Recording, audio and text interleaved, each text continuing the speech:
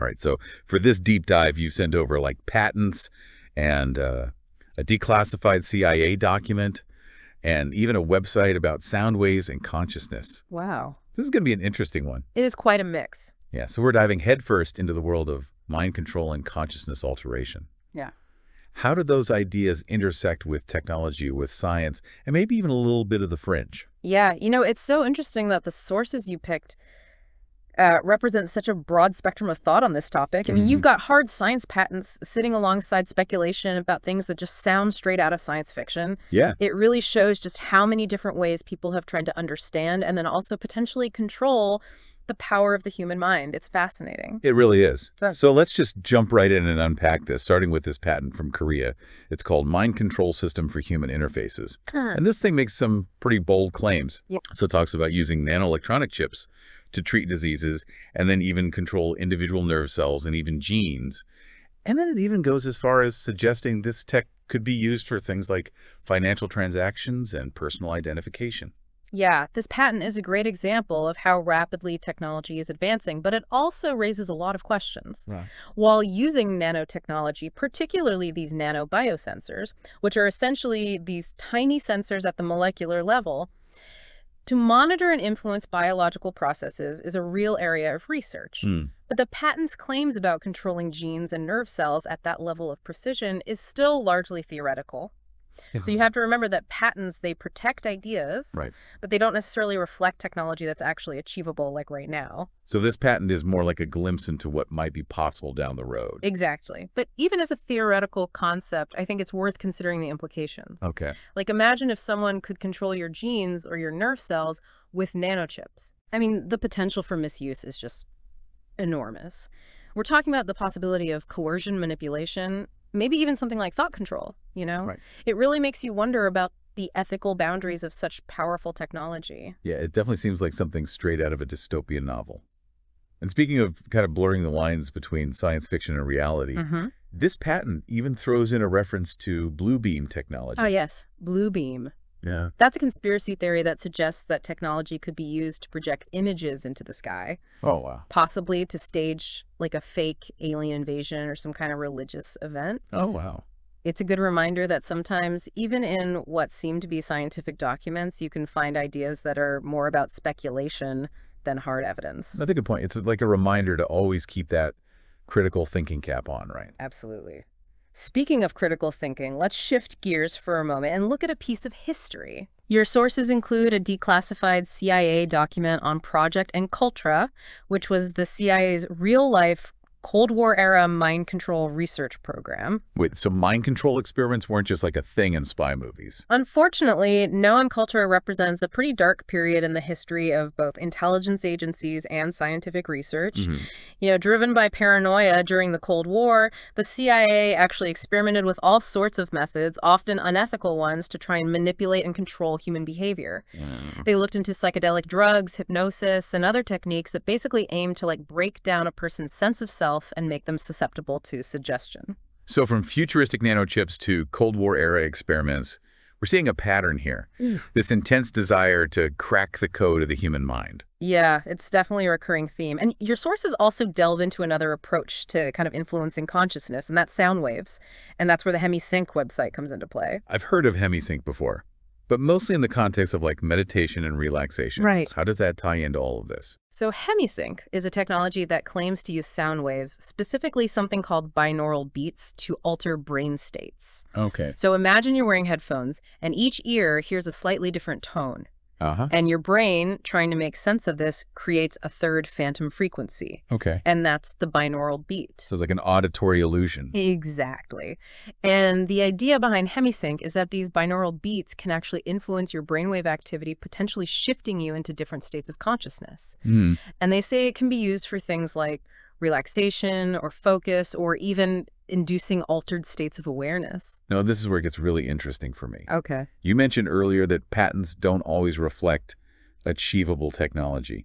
Does that apply to HemiSync as well, or is there some actual science backing this up? Well, there's definitely more scientific research backing binaural beats than, say, controlling genes with nanochips. Okay. Studies have shown that they can indeed influence brainwave patterns. Mm-hmm. But the extent to which they can reliably induce specific states of consciousness is still being debated. Yep. And this is where another one of your sources, the patent method and system for altering consciousness, kind of comes in. So this patent is related to hemisync. It's similar in concept, but broader in scope. Okay.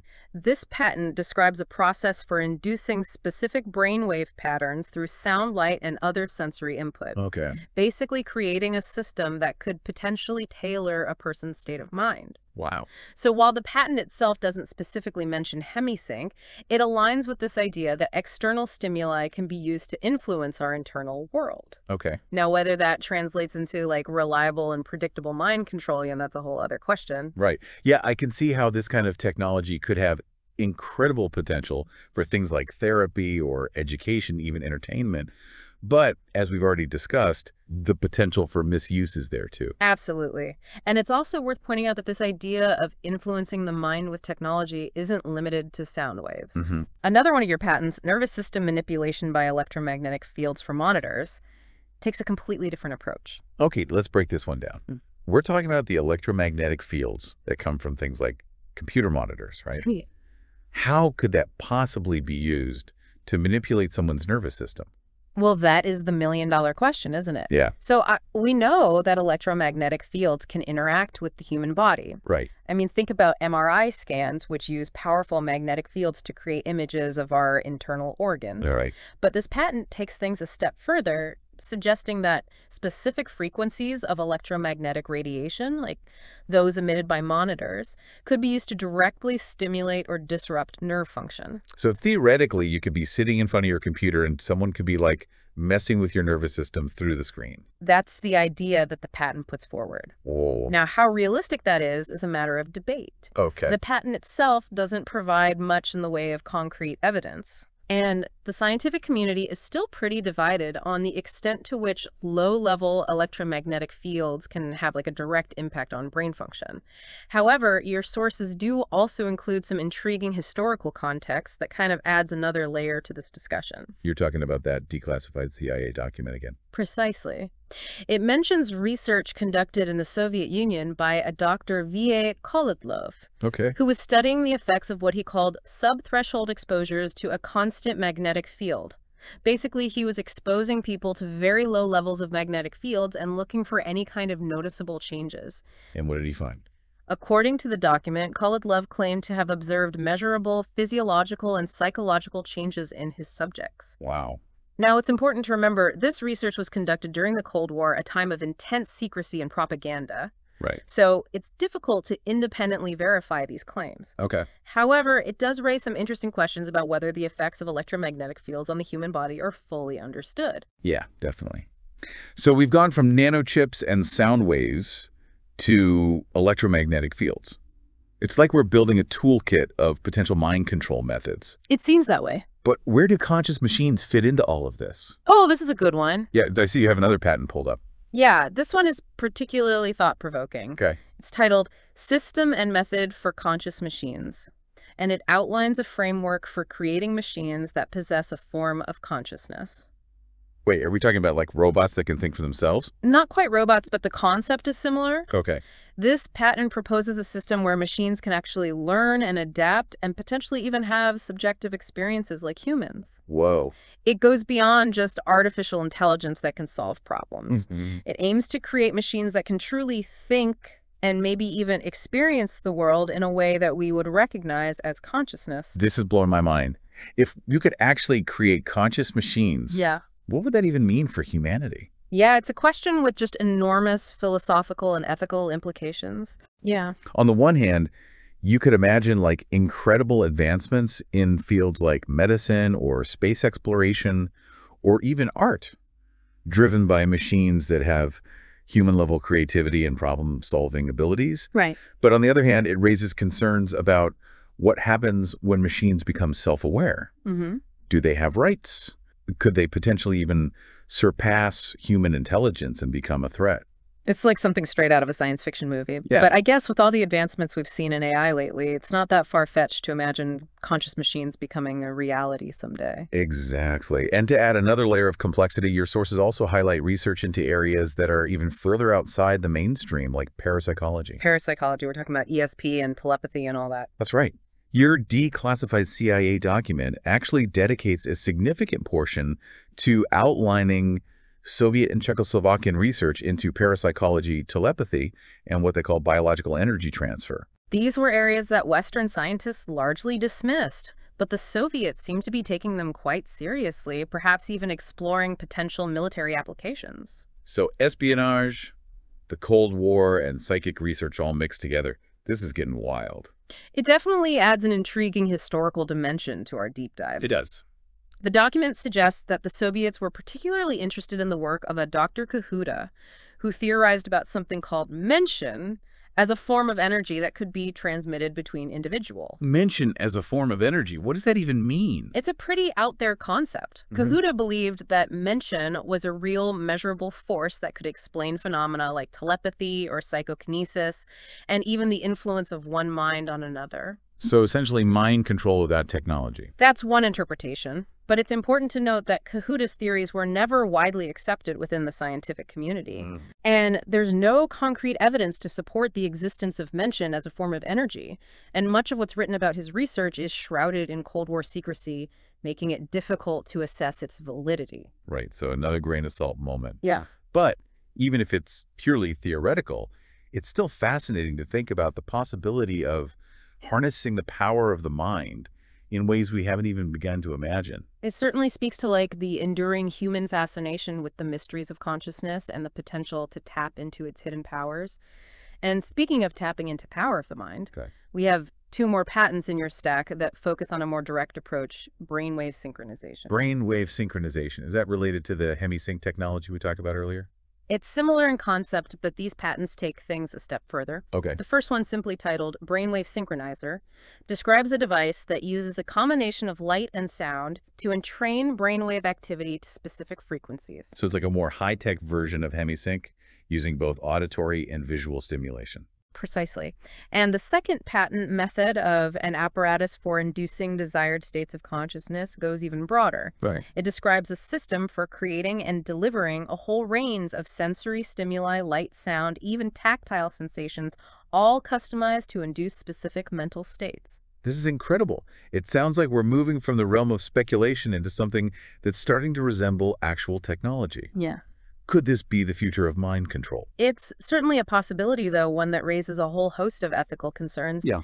If we develop the ability to manipulate people's mental states through technology, who gets to control that technology? What are the safeguards against misuse? These are big questions, and it seems like we've only just scratched the surface of this topic. I'm ready for a deep dive into the rest of these sources. What do you say we pick up where we left off in part 2? I'm ready when you are. There's much more to explore in this realm of mind control and consciousness. Join us next time for part 2 of this fascinating deep dive. All right, see you there. Welcome back to our deep dive into the world of mind control and consciousness. In part 1, we covered some pretty mind-bending territory from nanochip implants to the CIA's MKUltra program. It's amazing how many different approaches there have been to kind of cracking the code of the human mind. But this next batch of sources you sent over takes us into some even weirder territory. We're talking about adrenochrome non-lethal weapons and even this idea of biological energy transfer. It sounds like we're about to go full-on X-Files. Well, let's not get ahead of ourselves. It's important to approach these topics with, a healthy dose of skepticism, Right. but also with an open mind. After all, what seems like science fiction today might become reality tomorrow. That's true. So let's start with this patent titled Process for Preparing Adrenochrome. Adrenochrome. That's a word I've definitely heard floating around online, usually in the context of conspiracy theories. What is it exactly? So adrenochrome is a chemical compound. Specifically, it's an oxidation product of adrenaline, which is the hormone our bodies produce in response to stress. The patent you sent over simply details a method for synthesizing adrenochrome, which is nothing particularly unusual. Patents for chemical processes are pretty common. Okay, so the patent itself doesn't seem that strange, but why all the buzz around adrenochrome in those, let's say, less mainstream circles? Yeah, that's where things get a bit more interesting. Adrenochrome has become this sort of popular topic in certain conspiracy theories, which often claim that it has these like potent psychoactive properties, potentially causing hallucinations or altered states of consciousness. Mm. And these theories often go hand in hand with allegations about elite groups or secret societies using adrenochrome for mind control or other nefarious purposes. So we're wading into the murky waters of speculation and conspiracy here. Yeah. But even if it's not based on like solid evidence, it's interesting to see how these ideas take hold and spread. Yeah. Is there any actual scientific research on the effects of adrenochrome on the mind? Well, there is some limited research on adrenochrome, but most of it focuses on its potential role in mental health conditions like schizophrenia. Huh. This idea that it can be used for mind control or has these like dramatic psychedelic effects, that's not supported by mainstream science. Right. And it's important to remember that correlation doesn't equal causation. Just because adrenochrome is present in the body under certain conditions doesn't mean it's causing those conditions. Good reminder. It's easy to get caught up in a compelling narrative, even if the evidence isn't there. So let's move on to a patent that sounds a bit more concrete. High-energy minimum lethality weapon system. The title alone makes me think of some kind of sci-fi laser gun. Well, it's not quite a laser gun, but it's definitely a real-world technology. Okay. This patent describes a weapon system that uses focused electromagnetic energy to incapacitate targets without causing lethal harm. Okay. It's an example of what's often called non-lethal technology, which has been an area of research and development for military and law enforcement agencies for decades. Non-lethal weapons, so things like tasers or rubber bullets. Exactly. The goal is to subdue an individual without causing permanent injury. This particular patent focuses on using electromagnetic energy, which could potentially disrupt bodily functions like muscle movement or even cause pain, but without inflicting lasting damage. Okay, that makes sense. But I'm still a bit fuzzy on how this ties into our theme of mind control. Yeah, it's a bit of a leap, but some people speculate that non-lethal weapon technology, particularly those using electromagnetic energy, could be adapted for mind control purposes. Okay. The idea is that if you can use this technology to disrupt normal bodily functions, maybe you could also use it to influence brain activity or alter mental states. So instead of just like stopping someone in their tracks, you could potentially manipulate their thoughts or emotions. That's the theory, though. It's important to emphasize that this is highly speculative. Right. There's no evidence to suggest that current non-lethal weapon technology can be used for mind control in that way. Okay. However, it does raise some interesting ethical questions about the potential for misuse if such technology were to advance. It seems like with every step forward in our understanding of the mind and the development of new technologies, we bump up against this wall of ethical considerations. It's a constant reminder that scientific progress doesn't happen in a vacuum. You're absolutely right. The potential for misuse is something we need to be constantly aware of, especially as we delve deeper into the mysteries of consciousness and explore new ways to interact with it. Speaking of which, let's circle back to the HemiSync technology we discussed in part 1. HemiSync, that's the technology that uses binaural beats to influence brainwave activity, right? I'm really curious to hear more about the science behind this. It sounds like it has potential for all sorts of applications, from relaxation and meditation to maybe even treating certain conditions. Yeah, you're right. HemiSync is definitely an area that warrants further exploration. As we discussed, binaural beats are created when two slightly different tones are played in each ear, causing the brain to perceive a third phantom tone. Right. And the theory behind HemiSync is that by listening to these specific sound patterns, your brain waves can be entrained to a desired frequency range. So it's like a gentle nudge to your brain, encouraging it to shift into a different state. Exactly. And there's growing research suggesting that binaural beats can have a measurable impact on brainwave activity. Some studies have shown potential benefits for conditions like anxiety, insomnia, and even chronic pain. Wow. But it's important to remember that this is still a relatively new field of research. Right. And more studies are needed to fully understand the mechanisms at play and the potential applications of this technology. It's fascinating to think that something as simple as sound could have such a profound effect on our mental state. It makes you wonder what other untapped potentials lie within the realm of human consciousness. Absolutely. Yeah. And your sources highlight a few other intriguing patents that explore this idea of using external stimuli to influence consciousness. Okay. We have two here, brainwave synchronizer and method of an apparatus for inducing desired states of consciousness, which seem to build on the concepts we've been discussing. Both of those titles sound pretty straightforward. Are these patents similar to the HemiSync technology? Yeah, they share some similarities in that they aim to influence brain states using external stimuli. Okay. The brainwave synchronizer patent describes a device that uses a combination of light and sound to induce specific brainwave patterns, which is similar to the concept behind hemisync, just with the added element of visual stimulation. So it's like a more high-tech, multi-sensory version of hemisync. Precisely. And the method of an apparatus for inducing desired states of consciousness patent takes an even broader approach. Okay. It outlines a system for creating and delivering sensory stimuli like light, sound, or even tactile sensations that can be tailored to induce a wide range of mental states from deep relaxation to heightened focus. Wow. It sounds like we're moving closer and closer to the realm of science fiction with these patents. It's amazing to think about the potential applications, but also a bit unsettling to consider the possibility of this technology being misused. You've hit on a key point there. If we develop the ability to manipulate people's mental states through technology, who gets to control that technology? And how do we ensure it's used ethically? These are questions we'll need to grapple with as these technologies continue to develop. Definitely food for thought. But before we dive too deep into the ethical implications, let's return to our declassified CIA document. We've already touched on its coverage of MKultra and Soviet research into parapsychology, but there's one more detail that piqued my curiosity. You're referring to the concept of biological energy transfer. Yes. What exactly is that? So according to the document, Soviet and Czechoslovakian researchers were exploring the idea that energy could be transferred between living organisms. They called it biological energy transfer, and they believed it could have applications in everything from healing to enhancing mental abilities. Wait, are we talking about something like psychic healing? That's one interpretation.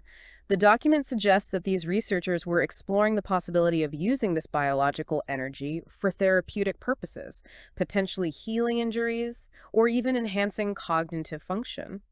However, it's important to remember that this research was conducted during a time when the scientific community was largely skeptical of parapsychological phenomena. And even today, there's no widely accepted scientific evidence to support the existence of this kind of energy transfer. Not another grain of salt moment. But even if it turns out to be nothing more than a Cold War-era curiosity, it's still fascinating to see how these ideas pushed the boundaries of what was considered possible at the time. It shows how our understanding of the mind and its potential is constantly evolving. Absolutely. And it highlights the importance of approaching these topics with both curiosity and a critical eye.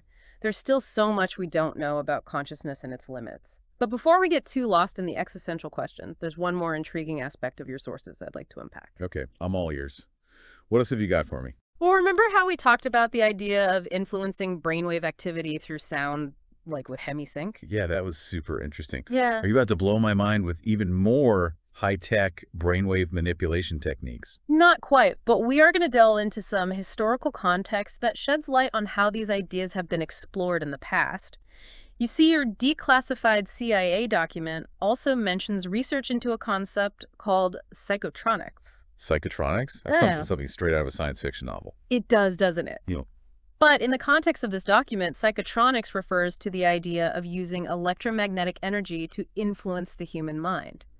It's a concept that gained some traction in the Soviet Union during the Cold War, and there were even rumors that they were developing psychotronic weapons capable of causing psychological effects. Wait, so they were trying to build real-life mind control rays? That was the speculation, though. It's important to distinguish between speculation and reality. Right. There's no concrete evidence that the Soviets ever successfully developed psychotronic weapons, and much of the information about these alleged programs remains classified. Hi. However, the concept itself is intriguing and speaks to the enduring fascination with the potential to control the human mind. It definitely adds another layer of intrigue to our deep dive. It seems like every time we think we've reached the limits of what's possible, we uncover another layer of history or scientific exploration that pushes the boundaries even further. That's the beauty of exploring the unknown. There's always more to discover, and our understanding of the world, especially the inner world of the human mind, is constantly evolving. But I think we've covered a lot of ground in this part of our deep dive. Why don't we take a short break, and then in part 3, we can wrap things up by connecting all these seemingly disparate threads and exploring the bigger picture implications of what we've learned. Sounds good to me. I'm ready to see how all these pieces of the puzzle fit together. Join us next time for the final part of our mind-bending deep dive into the world of mind control and consciousness. Okay, so we're back for the final part of our deep dive into the world of mind control and consciousness. And wow, we've covered so much ground, from patents for futuristic brain-computer interfaces Yeah. to the CIA's Cold War experiments, even Soviet research into parapsychology. My head is spinning. It has been quite a journey, hasn't it? But I think that's the nature of exploring a topic as complex and as multifaceted as the human mind. There's Yeah. just so many different perspectives and approaches and theories, and often the lines between science and speculation, even science fiction, can get really blurry. Yeah, that's for sure. Yeah. But now that we've kind of explored all these different angles, I'm curious to hear your thoughts on the bigger picture.